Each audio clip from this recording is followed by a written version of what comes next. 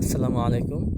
বিভিন্ন পেরেশানি অথবা ঋণের বোঝা মাথায় আছে এমন যারা আছেন তাদের জন্য একটা নবীজির ঘটনা শোনাই। ঘটনাটা হইল, একজন সাহাবী আবু উমামা, উনি প্রায় সময় মসজিদে নববীতে বসা থাকতেন। তো একদিন নবীজি মসজিদে গেছেন, যাওয়ার পরে দেখতেছেন ওনাকে দেখার পরে নবীজি বলতেছেন, কী খবর, তোমাকে তো প্রায় সময় মসজিদে দেখা যায়, নামাজের সময় ছাড়াও তুমি বসে থাকবে, ঘটনা কি?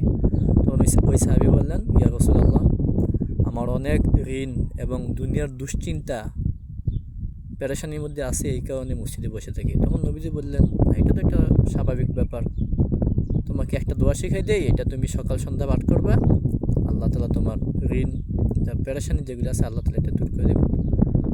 তখন ওই সাহাবী বললেন, ঠিক আছে নবীজি, তাহলে শিখাই দেন আমাকে। তখন নবীজি তাকে দোয়াটা শিখাই দিলেন। দোয়াটা হইল, আল্লাহুম্মা ইন্নী আউযু বিকা মিনাল হাম্মি ওয়াল হুজনি ওয়া আউযু বিকা মিনাল আজাজি ওয়াল কাসলি ওয়া আউযু বিকা মিনাল জুবনি ওয়াল বুখলি ওয়া আউযু বিকা মিন গলাবাতিদ দাইনি ওয়া কাহরির রিজাল। হাদিসের মধ্যে আসছে, ওই সাহাবী বলেন, আমি নিয়মিত সকাল সন্ধ্যায় এই দোয়াটা পাঠ করতাম। আল্লাহ তাআলা অতি কম সময়ের মধ্যে আমার যে ঋণ এবং যে পেরেশানি আসলে আল্লাহ তাআলা এটা দূর করে দিয়েছে।